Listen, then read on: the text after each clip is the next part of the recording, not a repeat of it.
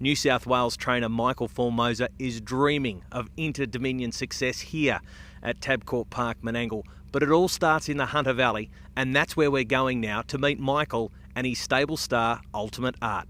Mick, you've nominated Ultimate Art for this year's Inter-Dominion Series. He's a horse that's raced well as a 2-year-old, 3-year-old, 4-year-old. This is his big test this year, isn't it?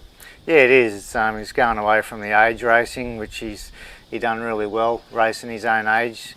You know, he's raced some of those really good horses that are up there now. So, yeah, we're hoping he can hold his form and keep progressing to that next level.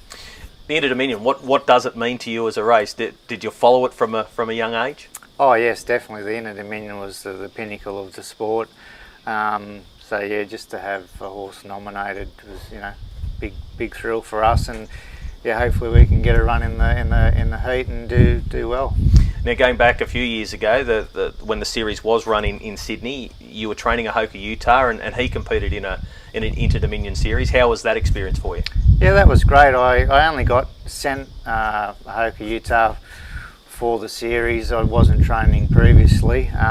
Some new owners bought him, and he was on the fringe of getting a run, and when he got a run, they sent him to me to train. So that was great. He acquitted himself well.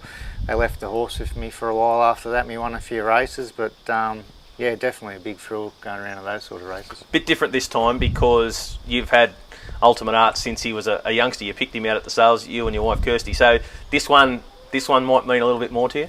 Yeah, well, we've always looked after him, and we've always thought about his future, so we haven't over-raced him, and we put him in decent races. We haven't sort of put him in races he could win all the time. You know, he's experienced winning and he's experienced losing, and at the end of the day, it's been the best thing for him because he's so competitive, and he just keeps taking the next step. Take us back to when you thought about buying him at the yearling sale. You liked his pedigree, and then when it had a look at him, how did that all play out? Yeah, well, originally we went down.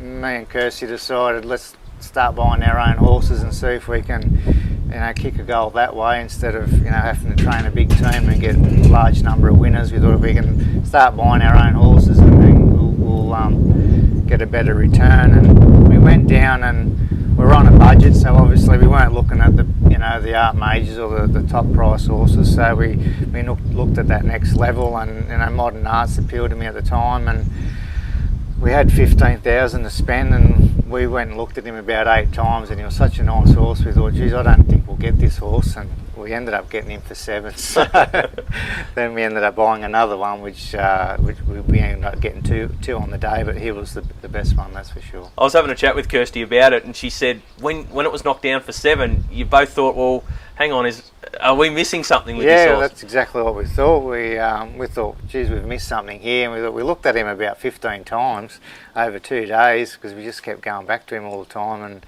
and we didn't miss anything. I just I think the big buys are all wanted the art majors and the Bettor's Delights, and as you can see with him, he's a magnificent looking animal, and that's what he's been like from day one. He showed ability straight away? I wouldn't say we showed ability because we never actually pushed him.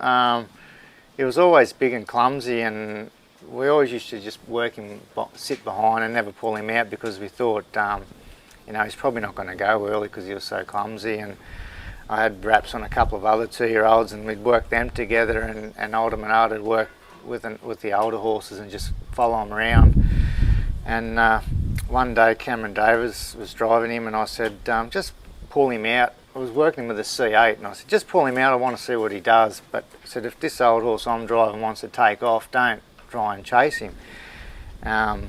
Anyway, he pulled him out and he went straight past him. And I thought, geez, that just took me by surprise. But he never ever done anything wrong. He was always a good pacer and well-mannered, and we basically qualified him a couple of weeks after that. He won on debut, and then at his second race start, you thought, I'm going to give him a shot at the Sapling Stakes.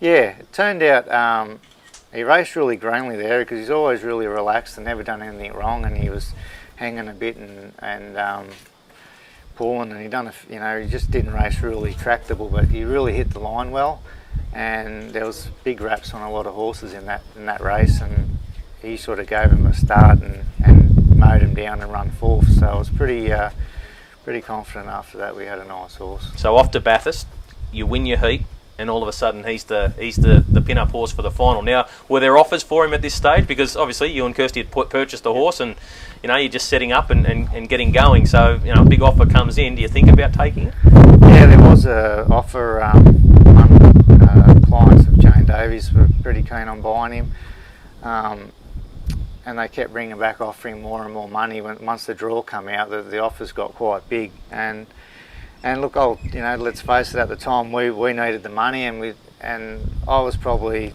in two minds whether to sell him, but Kirsty definitely said he's not for sale. So in the end, I told the guy, look, stop ringing me, ring my wife, because she's the one that's going to make the decision. She wasn't there, was she? When you won the Gold Crown, she had another engagement on. Yeah, her best friend got married that weekend, so I went down for the fortnight there, and Kirsty stayed home with the kids and went to the wedding, and she had to go out halfway through the reception and listen to it on the radio.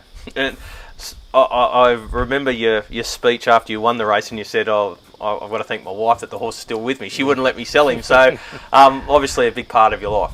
Yeah, it was really good at the time. Like, just everything fell into place. We were at the stage with the business that we sort of, we're wondering if we're doing the right thing, going about, training horses, and so much hard work and little return, and then he come along and he just made our lives better. As a 3-year-old, I guess the biggest thrill for you running a place in the New South Wales Derby? Yeah, he was sort of a little bit one-dimensional as a 3-year-old. He was more one-paced. I just sort of, now I put that down, he was just going through a growing stage.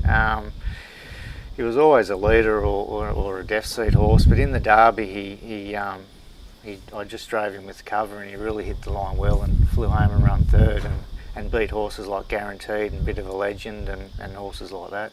So is that what now gives you, think that your horse can compete on that level, because you've raced against them and you've beaten them home? Yeah, well, he's raced good horses all his life. I know when he was a 2-year-old, some of those 2-year-olds that had big raps didn't go on after that, but the derbies, horses to go around in derbies have always got to be good. He's put in some big runs too. He ran a massive race in the Queensland Derby. He sat park for the last mile, going 55, and he ran fourth, but he only got beat. He was in a photo for third. It was a really good run. Now, as a 4-year-old, he won the Breeders' Challenge. Yeah, we didn't. He only had the 11 starts as a 4-year-old. The main aim was obviously the Breeders' Challenge, but we wanted to have a crack at the Chariots first. So he had a couple of lead-up runs to that, and he ended up getting checked at Tamworth, and we didn't really think nothing of it at the time. But then we took him down to Menangle for the heat of the Chariots, and he just couldn't go properly. And we had him looked at, and he had a torn muscle in his rump. So we sort of fixed that up and turned him out again, and he come back, and then he was just aimed solely at the Breeders' Challenge, which he come out and won that. So you gave him a good break after that. You've brought him back in December, a few months before the Inter-Dominion. What sort of races are you going to target? Will you be able to race him often in the lead up to the Inter? Well, I was hoping to just maybe run him at Newcastle first, but I nominated him 3 times there, and the races never stood up, so I ended up just going to Menangle with the idea of racing every fortnight between now and then. There was 1 week there he was either going to have to race 2 weeks in a row or not race for 3 weeks, so we decided this week was the week we're going to run him 2 weeks in a row, and after that it'll just probably every fortnight. I think there's a 2400 metre race on in a fortnight after this week, so that'd probably nearly be his last run. A little bit about your career. You've trained for quite a while. You've got a team of 16 here at the moment, but it hasn't always been easy, and you broke your neck in a race for back in 1998. Yeah, I was lucky. I sort of hit the ground running in harness racing. I didn't start driving until I was 21, but I had a couple of nice horses to start with and started picking up a lot of freelance drives, and I was lucky enough to drive a real good horse called Commander Monty going through his grades, and he raced in the Miracle Mile, and it was only a couple of months after that I had a bad fall and broke my neck, so I was out for a year all up, and basically started from scratch after that. How serious was the fall? Was there any fear of you not walking, or? Yeah, the doctors were all, telling me to, you'll never drive horses again. You'll be lucky if you can drive a car, and you're going to have a lot of side effects after the operation and that. Yeah, I basically had the operation, and 2 days later went home to recover. Side effects? Do you have any now? Not really. I had a headache for a long time, and I'd never used to believe in chiropractors, would you believe? And I had a headache for many years, and I just went to a chiropractor out of the blue, and the headache went straight away. So something was not right all those years. Kirsty, she was an apprentice jockey. She had to give away race riding because of a nasty fall. Yeah, she had a bad fall and broke her ankle. That was at Gosford. She made a comeback. She's done a lot of track work and a lot of lead-up work, but the ankle she just used to give her too much trouble to go back to riding again. So yeah, she just decided to have a family and help me then. Was it hard watching her ride in races, knowing what you'd been through? Yes and no. We were both pretty fearless back then, so it wasn't really. You never really expect anyone to get hurt until it actually happens. So I wasn't at Gosford when she got hurt. I just listened to it on the radio, and then not knowing, because I couldn't get in contact with anyone, was the hardest thing. But yeah, you never sort of really think about it that way. But it's definitely a bit of a worry when someone gets hurt. Move out to Ellalong. What was behind that? We were training out of client's property on the Central Coast, and we used to fast work the horse at Wyong, and it was really good. We had a lot of success there, and it was close to Sydney, and everything was going really good there. And once Wyong track stopped tarnish racing there, we basically had to move out, so we ended up buying this property. So you've set up, it's on 30 acres, there's a track here, a jog track too if you want to use it, and you've done a really good job. You've set it up just how you wanted it. Yeah, we basically we spent about 12 months building the stables and track, and basically getting it up to a stage where we could use it, and once we were here, we sort of done bits at a time then to get it to what it is now. And just try and pick up horses as you go, one a year, go to the sales? And yeah, well, ever since we've bought Alderman Art, we've been back and buy one or two every year. So and the great thing about buying New South Wales bred horses is the state bred bonus certificates, and we always reinvest them into buying another one. Well, Mick, thanks very much for having us here today, and all of the best of luck with the Inter-Dominion coming up. Okay, thank you.